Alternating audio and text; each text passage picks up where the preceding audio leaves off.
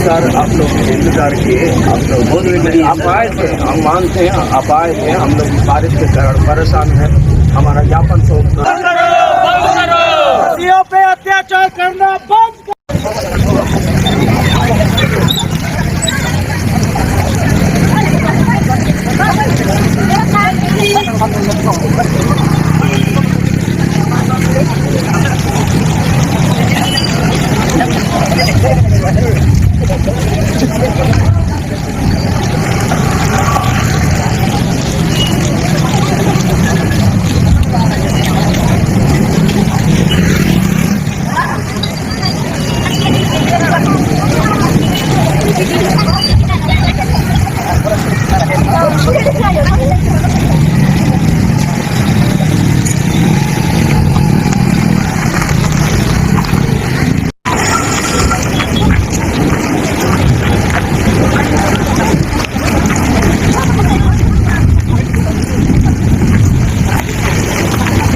Sir आप लोग इंतजार किए, आप लोग बहुत आप आए थे, हम मानते हैं आप आए थे। हम लोग बारिश के कारण परेशान हैं।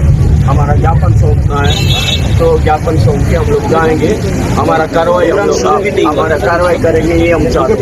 गाँव में लोग बहुत परेशान हैं, हमारे लोग बहुत परेशान हैं, इसलिए कि मसीह को मारने के कारण मारा जा रहा है। मरने से कब्रिस्तान नहीं दिया जा रहा है, उनकी खेती बाड़ी में लूट रहे हैं, सब प्रकार का काम हो रहा है। इसके चलते हम चाहते हैं कि हमारा जो शासन प्रशासन जो है हमको कानूनी रीति से हमको हक दे दे। मौलिक अधिकार जो हमारा है गांव में रहने का, गांव से भगा देते हैं, घरों से भगा देते हैं, घरों को जला देते हैं, जानवर जैसा मारते हैं। ये सब के लिए हम लोग लिख के लिए हैं। समस्त को प्रेज नमस्कार मु तो व्यास आपण देखुंत जेपी ओडिया आपण समस्त को जेपी ओडिया चैनल स्वागत करे।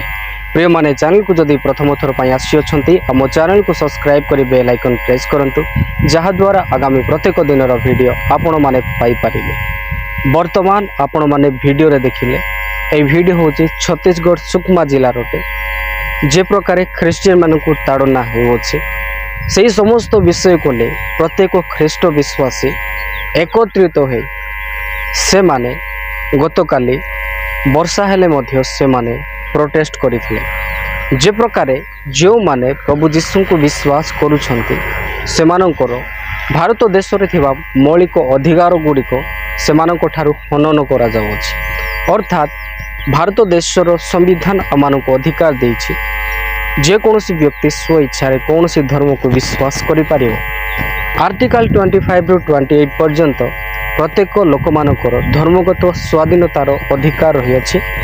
जब भारत देश स्वाधीन हैला आमे समस्ते स्वाधीन पाई अछु, किंतु भारत देश रे थिबा किछि अल्प संख्यक लोक माने जो माने धर्म नाम रे राजनीति करंती सही लोक माने क्रिश्चियन मानक ऊपर धर्म परिवर्तनर आरोप लगे विदेशी धर्म को तुम्हें फॉलो करुच आ विदेशी भगवान को तुम्हें विश्वास करुच बोली सही लोक माने ख्रीस्टियन मानक ताड़ना करिथांती। आउ छत्तीसगढ़ सुकमा जिला, बस्तर जिला, अन्यान्य जिले में जो माने प्रभु यीशु को विश्वास करुथिले सेमानकु गाँव समाज मध्य से माने बहिष्कार करुथिले।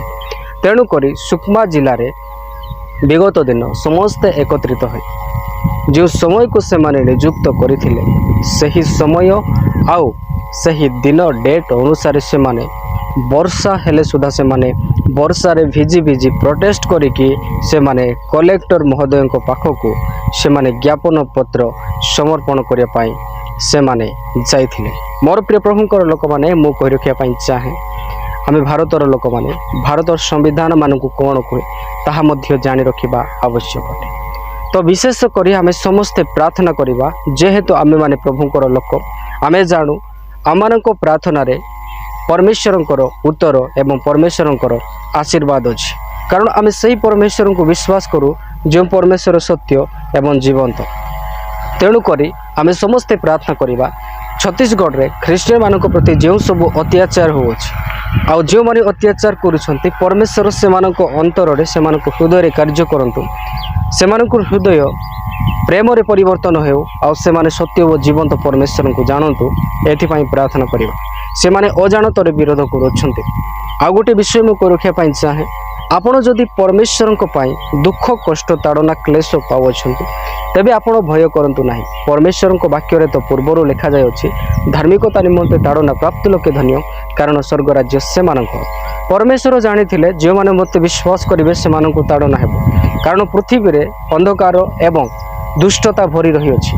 ଏହି ଅନ୍ଧକାର ଏବଂ ଦୁଷ୍ଟତା ମଝିରେ ଯୀଶୁଖ୍ରୀଷ୍ଟ ଏକ ପ୍ରକାଶିତ ହୋଇ 2000 ବର୍ଷ ପୂର୍ବେ ମନୁଷ୍ୟ ହୋଇକି ଆସିଲେ ଆଉ ଆମମାନଙ୍କ ପାଇଁ ନିଜ ଜୀବନକୁ ଦେଲେ। ଲୋକମାନେ ତାହାଙ୍କୁ ମଧ୍ୟ ଚିହ୍ନିଲେ ନାହିଁ। ତେଣୁ ବାଇବଲରେ ଲେଖାଯାଇଅଛି, ତୁମେମାନେ ଜଗତର ନୁହଁ, ବରଂ ଜଗତର ମୁଁ ତୁମମାନଙ୍କୁ ବାଛିଅଛି, ତେଣୁ ଜଗତ ତୁମମାନଙ୍କୁ ଚିହ୍ନିବ ନାହିଁ। ତେବେ ଆମେ ସେଇ ପରମେଶ୍ୱରଙ୍କର ସନ୍ତାନ, ଆମେ ସେଇ ପ୍ରଭୁଙ୍କ ପାଇଁ ବଞ୍ଚିବା ଆଉ ଆମମାନେ ପରମେଶ୍ୱରଙ୍କର ବାକ୍ୟ ଅନୁସାରେ ଚାଲିବା। ଆଉ ଦେଖନ୍ତୁ, ପରମେଶ୍ୱର ଆମ ସଙ୍ଗରେ ରହିବେ ଏବଂ ସେ ଆମମାନଙ୍କର ବିଜୟର କାରଣ ହେବେ। ଆମମାନେ ଶେଷ ନିଶ୍ୱାସ ପର୍ଯ୍ୟନ୍ତ ଧୈର୍ଯ୍ୟ ସହକାରେ ପ୍ରଭୁଙ୍କ ଠାରେ ବଞ୍ଚିବା, କାରଣ ଏହି ସମସ୍ତ ପରୀକ୍ଷା ବିଶ୍ୱାସର ପରୀକ୍ଷା ଅଟେ। ଦୁଃଖ କ୍ଲେଶ ତାଡ଼ନା ଆମମାନଙ୍କ ପାଇଁ ରହିଅଛି, କିନ୍ତୁ ଯେଉଁମାନେ ଏହି ପରୀକ୍ଷାରେ ପାସ୍ ହୁଅନ୍ତି, ଅର୍ଥାତ୍ ଯେଉଁମାନେ ଶେଷ ନିଶ୍ୱାସ ପର୍ଯ୍ୟନ୍ତ ପ୍ରଭୁଙ୍କ ଠାରେ ବିଶ୍ୱାସରେ ସ୍ଥିର ଥାନ୍ତି, ସେମାନଙ୍କ ପାଇଁ ପରିତ୍ରାଣ ଅନନ୍ତ ଜୀବନ ରହିଅଛି। ତେବେ ମୋର ପ୍ରିୟ ପ୍ରଭୁଙ୍କର ଲୋକମାନେ, ଏହି ଭିଡ଼ିଓକୁ ଆଉ ମୁଁ ବେଶୀ ଲମ୍ବା କରୁନାହିଁ, ଏହି ଭିଡ଼ିଓକୁ ଏତିକିରେ ସମାପ୍ତ କରୁଅଛି। ପୁଣି ଦେଖାଇବା ଆଗାମୀ ଭିଡ଼ିଓରେ। ଆପଣ ସମସ୍ତଙ୍କୁ ପ୍ରେଜ୍ ଦ ଲର୍ଡ।